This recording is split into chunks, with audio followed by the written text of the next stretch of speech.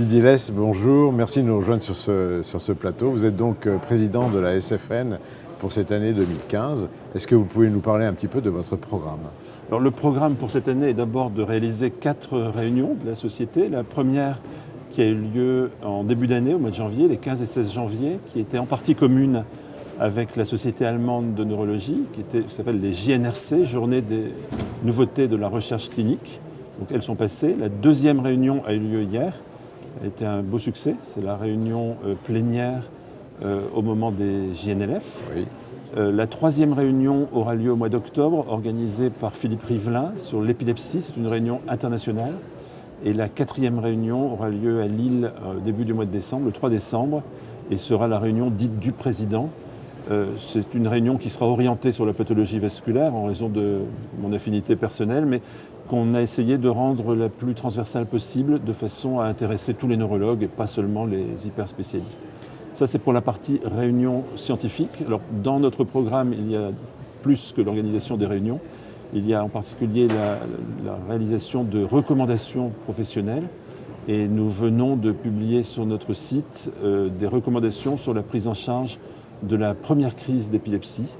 Recommandations qui sont sur le site, qui ont le label de l'HAS et qui sont donc très importantes à prendre en considération. Cette année 2015 verra aussi la naissance du premier congrès de cette nouvelle entité, l'EAN, et vous souhaitez que tous les neurologues français fassent partie de l'EAN. Oui. Alors, antérieurement, il y avait 2 sociétés européennes de neurologie, l'ENS, European Neurological Society, qui était une société d'individus.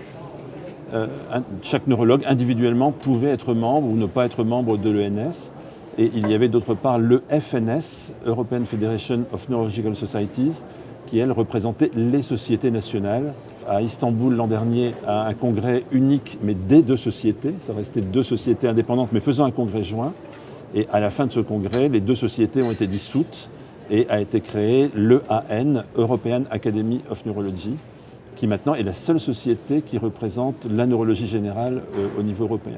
L'EAN a deux parties, a gardé la même structure que les 2 sociétés. Donc l'EAN a une partie représentant les différentes sociétés nationales.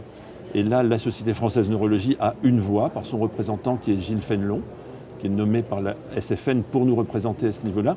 Mais il faut savoir que dans cette partie nationale, chaque pays a le même poids. Donc l'Allemagne, 86 millions d'habitants, a le même poids que le Luxembourg, 300 000 habitants ou 400 000 habitants. C'est une voix, hein, c'est le principe. Mais pour contrebalancer ça, il y a par ailleurs un deuxième collège, qui est le collège des individus, ce qu'on appelle les Full Individual Members. Et ce deuxième collège n'a pas de représentation nationale. Donc tout neurologue européen peut être membre, peut être full member et élire des délégués pour être dans cette société. Et cette deuxième partie est faite pour équilibrer les déséquilibres qui peuvent occasionner par la première partie. Donc il est très important que les Français aient des représentants, des full members, et donc qu'il y ait des full members français. D'accord. Donc finalement, rendez-vous tous à Berlin. Rendez-vous tous à Berlin. En juin. Oui.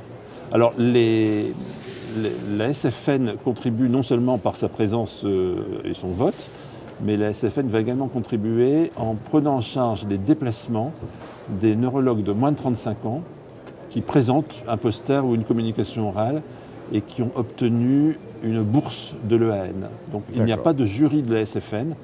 Dès qu'un neurologue remplit les conditions et a obtenu une bourse de l'EAN qui prend en charge l'inscription et qui prend en charge l'hébergement, la Société française de neurologie va prendre en charge le déplacement. D'accord. Merci beaucoup.